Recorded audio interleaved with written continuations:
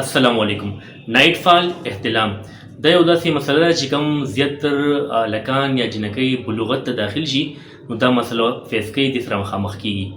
عام طور زمونږ زلمي چې کوم دي دا په کومو ټکو یادوي احتلام ته وایي شیطان راتلل په خوب کې یا به اودس وړېدل یا غسل فرض کېدل، په دې مختلف ټکو باندې یادېږي.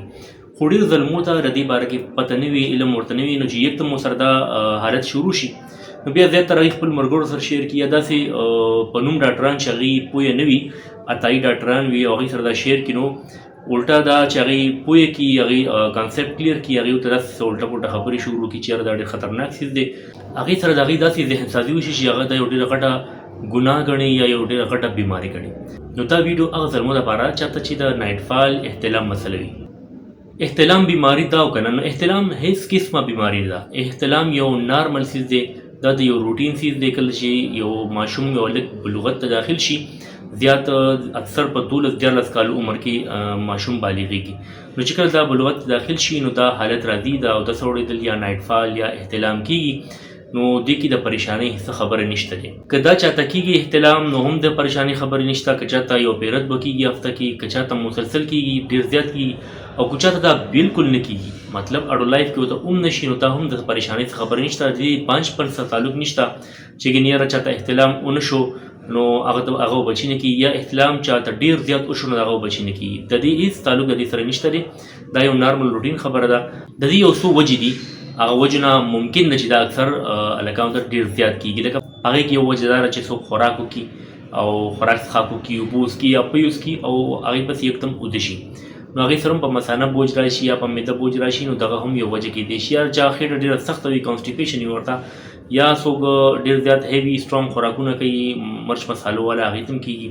دویم چې څوک داسې ویډیوز وغیره ګوري چې هغې سره د هغې جذبات راپارېږي، راوچت شي، یا داسې هلکان چې هغې مسلسل ټول ورځ سیکشوال تاټ ساتي، یعنی جنسي خیالات ټول ورځ ساتي او هغوی بیا د شپې ویده شي، نو هغوی ته هم ممکن ده، ضروري نه ده خو ممکن ده چې احتلام وشي. نو دا د یو روټین څیز دی. کله چې تاسو میرډ شئ انشاءالله او واده ستاسو وشي نو دا به بالکل ختم شي دا مسله. او که چېرې تاسو دا مسله ویمه نو دې کې د داسې خبره نشته پریشانۍ کې چې تاسو بچي نه کېږي یا تاسو ډېر زیات بیماران یې یا تاسو د دې علاج شروع کړئ. نه د علاج ضرورت شته دی او نه دا بیماري ده، بلکې کوشش کوئ چې تاسو ایکسرسایز کوئ. اوده کېدو ټایم کې تاسو خوراک څښاک مه کوئ، څه اوبه مه څښئ، پی مه څښئ. کوشش کوئ د اوده کېدو نه ګنټه مخکې تاسو خوراک څښاک بندوئ. انشاءالله تاسو بیا احتلام کم نه کم کېږي. یا داسې کسان چې هغوی داسې ویډیوز ګوري چې هغوی سره جذبات راپارېږي یا داسې سیکشوال تاټ ساتي یا جنسي خیالات یې هر ټایم په ذهن کې تېرېږي، نو هغوی ته هم پکار دي چې هغوی دې خپل ذهن پازیټیو ساتي، صفا دې ساتي، نو هغوی ته هم انشاءالله احتلام نه کېږي. که چېرې مسلسل تاسو ته احتلام کېږي او بار بار کېږي نو هغې لپاره یو هومیوپیتھک دوايي زه تاسو ته ښیم، تاسو استعمال کړئ، انشاءالله تاسو ته به ډېر زیاته فایده وشي.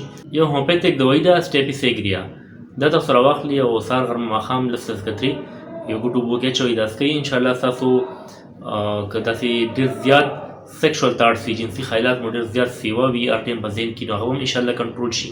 که تاسو ماسټربیشن ته ډېر زیات زړه کېږي، یعنې که هینډ جاب ته هم زړه کېږي، نو هغه به هم انشاءالله کنټرول شي او بل احتلام مسله هم ستاسو ختمه شي. امید ده ستاسو به ویډیو خوښه شوې وي. که د ویډیو تاسو له څه فایده درکړې وي د ما نه چینل ډاکټر شبیر پښتو خامخا سبسکرایب کړئ، دا ویډیو خپل ملګرو سره هم شیر کړئ چې هغوی ته هم فایده ورسي، د هغوی هم کانسیپټ کلیر شي د احتلام باره کې. او زما دعا ده الله پاک دې ټولو بیمارانو له شفای کامله نصیب کړي. امین. الله حافظ.